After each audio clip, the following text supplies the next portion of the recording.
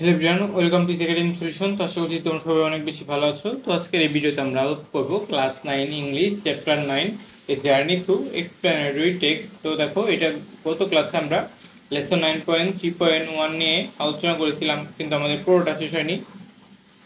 এই লেসনে আমরা what does it mean to be a responsible student এটা নিয়ে পড়েছিলাম।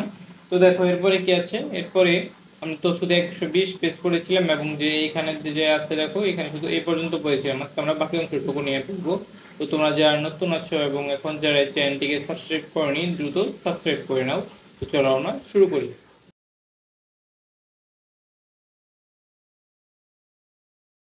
তো দেখো এখানে কি বলা হয়েছে, সেকেন্ডলি, দ্বিতীয়ত, taking responsibility for own learning is essential for a responsible student. অর্থাৎ একজন রেসপন্সিবল স্টুডেন্ট যে আছে তাদের জন্য যে নিজে নিজে শেখার দিকটা অনেক গুরুত্বপূর্ণ।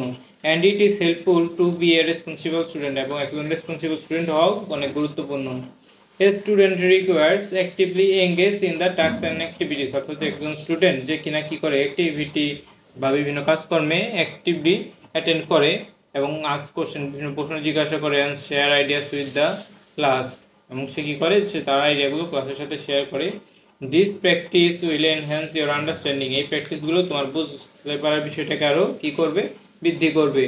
Of the subject matter and demonstrate your commitment. অর্থাৎ তোমার সাবজেক্ট ম্যাটার বা সাবজেক্ট তুমি বুঝছো কিনা সেটা বুঝতে সাহায্য করবে, এবং তোমার যে কমিটমেন্ট যা আছে সেগুলো তোমার বুঝতে সাহায্য করবে to your education. Participating actively in the learning process. অর্থাৎ লার্নিং প্রসেসে অ্যাক্টিভলি অংশগ্রহণ করা allows you to develop critical thinking. এটা তোমাকে বিভিন্ন ক্রিটিক্যাল থিঙ্কিংয়ের জন্য সাহায্য করবে, অ্যান্ড ক্রিয়েটিভ স্কিল, এবং তোমাকে বিভিন্ন ক্রিয়েটিভ স্কিলেও সাহায্য করবে। এই collaboration attitude and with classmates. অর্থাৎ তোমার ক্লাসমেটসদের সাথে তোমার কোলাবোরেটিভ অ্যাটিটিউড তৈরি করবে, and subsequently helps to gain valuable insights from different perspective. এবং তোমার যে বিভিন্ন দৃষ্টিকোণ থেকে তোমার বিভিন্ন কিছু চিন্তা করার সক্ষমতা জাগাবে।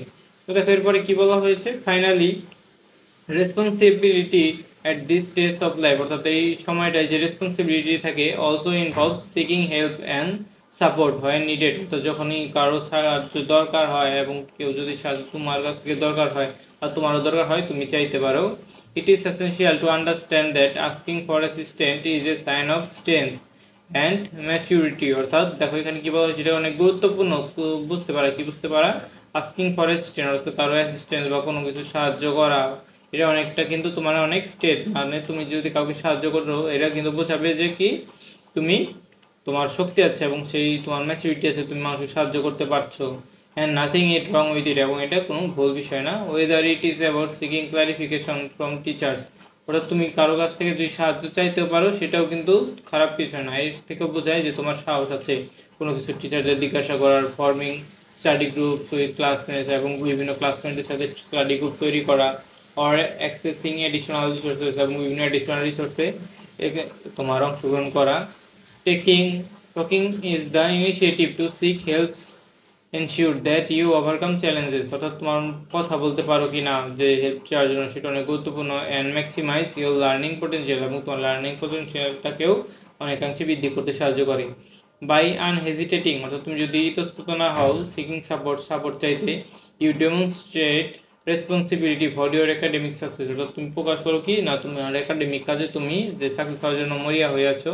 And call for a willingness, এবং তুমি কি যদি তোমার উইলিংনেস বা যদি ইচ্ছা শক্তি প্রকাশ করো, to take charge of your education. অর্থাৎ তোমার এডুকেশনের জন্য তুমি কি একটা ইচ্ছা প্রকাশ করছো। ইন কনক্লুশন, সর্বশেষে, দ্য কি responsibility as the states of your academic and daily life. অর্থাৎ তোমার একাডেমিক অ্যান্ড ডেইলি লাইফের ক্ষেত্রে এটাই ইনভলভস আরও কী কী যুক্ত থাকে। ইফেক্টিভ টাইম ম্যানেজমেন্ট, সময় মতো যে সব কাজ করা। অ্যাক্টিভ পার্টিসিপেশন, সব কিছু ঠিক মতো পার্টিসিপেশন করা in learning process. And seeking help, এবং সাহায্য ছাড়া। অ্যান্ড সাপোর্ট হয় নিডেড, এবং যখন যা সাহায্য দরকার হয়। বাই ম্যানেজিং ইউর টাইম, অর্থাৎ টাইম ম্যানেজ করে। Actively engaging with the classroom teacher learning, অর্থাৎ টিচার এবং সবার সাথে তুমি যদি ঠিকমতো কী করতে পারো, যে অ্যাক্টিভলি পার্টিসিপেট করতে পারো, তার ফলে কী হয় দেখো, ইউ ডেমনস্ট্রেট ম্যাচুরিটি, তুমি তোমার ম্যাচুরিটি, অ্যাকাউন্টেবিলিটি, দায়বদ্ধতা, and a commitment to your study. তোমার স্টাডি যে কমিটি আছে সেটাও তুমি প্রকাশ করো। This qualities contribute to your academic success. অর্থাৎ এই সাকসেসগুলো তোমার যে একাডেমিক কাজের ক্ষেত্রে অনেক গুরুত্বপূর্ণ ভূমিকা পালন করে। অ্যান্ড লে the foundation for personal and professional growth. অর্থাৎ তোমার পার্সোনাল এবং প্রফেশনাল গ্রোথের ক্ষেত্রে এগুলো গুরুত্বপূর্ণ। Embarrassing responsibility in this way, অর্থাৎ বিভিন্ন ক্ষেত্রে তুমি যে বিভিন্ন রেসপন্সিবিলিটি এমব্রেস করতে পারো বা গ্রহণ করতে পারো, উইল এম্পাওয়ার ইউ, এটা তোমাকে শক্তি দেবে, and your classmates for the educational journey for future stage of your life, অর্থাৎ তুমি যদি বিভিন্ন দায়িত্ব গ্রহণ করতে পারো এটা তোমার ভবিষ্যতের ক্ষেত্রে অনেক গুরুত্বপূর্ণ ভূমিকা পালন করবে। তো দেখো এরপরে তোমার যে নোট আছে যে এক্সপ্লেনেটরি টেক্সটটা কি এগুলো নিয়ে, তো এটা আমরা একটু পড়ার চেষ্টা করি। দেখো কি বলা হয়েছে, explanatory text generally go beyond simple ডিসক্রিপশনস, informations about causes, motives and reasons are included here. Explanation and reports sometimes remain incomplete when students are asked to explain, অর্থাৎ explanatory text মানে একটা টেক্সটটাকে বিস্তারিতভাবে কি করা, এক্সপ্লেন করা বলতে বোঝায়। তো দেখো এখানে সাম এলিমেন্টস অফ এক্সপ্লেনেটরি টেক্সট, অর্থাৎ এক্সপ্লেনেটরি টেক্সট কিছু এলিমেন্ট আছে, এ title using why or how that demands an explanation, অর্থাৎ একটা টাইটেল থাকবে, অর্থাৎ টাইটেল থেকে বোঝা যাবে এখানে আসলে কী নিয়ে আলোচনা করা হচ্ছে। The title of the text written in bold letter, টাইটেলটা বোল্ড লেটারে লেখা থাকবে, যেমন যে এখানে লেখা ছিল আমাদের যে এটা টাইটেলে যে বোল্ড লেটারে লেখা ছিল। তো দেখো এরপরে কি বলা হয়েছে আমাদের যে an explanatory text is usually written in simple present tense, অর্থাৎ এই এক্সপ্লেনেটরি টেক্সটটা আমাদের সিম্পল প্রেজেন্ট টেন্সে লেখা হয়ে থাকে নর্মালি। তারপরে তোমার আরও কি আছে দেখো, যে টেম্পোরাল কানেকটিভস, অর্থাৎ বিভিন্ন কানেকটিভস তোমার যুক্ত করতে পারো, যেমন first, then, after that, finally, এগুলো তুমি ইউজ করো। যেমন আমরা যে এখানে দেখো ইউজ করেছি, যেমন ইন কনক্লুশন, ফাইনালি, তারপরে সেকেন্ডলি, এগুলো কিন্তু ইউজ করা হয়েছে এখানে। তারপরে you can see the connectives italics, অর্থাৎ সেই কানেকটিভসগুলোকে তুমি ইটালিকে লিখতে পারো বোঝানোর যাতে তোমার নজরে পড়ে।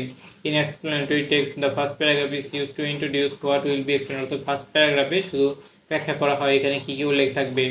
Read the first paragraph of the given text again and you will also know about the qualities that a student will need to have, অর্থাৎ তুমি যদি ফার্স্ট প্যারাটা পড়ো যে আমাদের টেক্সটে, তাহলে কিন্তু তুমি বুঝতে পারবে যে একটা স্টুডেন্টের কী কী গুণাবলী থাকা দরকার, ঠিক আছে।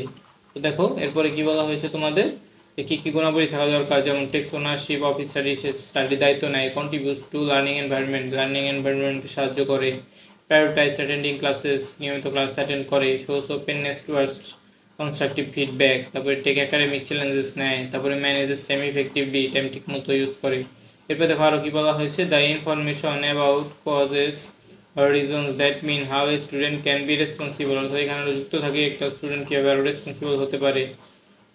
টু ডেভেলপ টাইম ম্যানেজমেন্ট স্কিলের ক্ষেত্রে, তারপরে টু অ্যাভয়েড ডিলে না করা, টু আস্ক কোশ্চেন জিজ্ঞাসা করা, টু শেয়ার আইডিয়াস, বিভিন্ন আইডিয়া শেয়ার করা, to seek help or support হয় নিডেড, বিভিন্ন সাহায্য চাওয়া।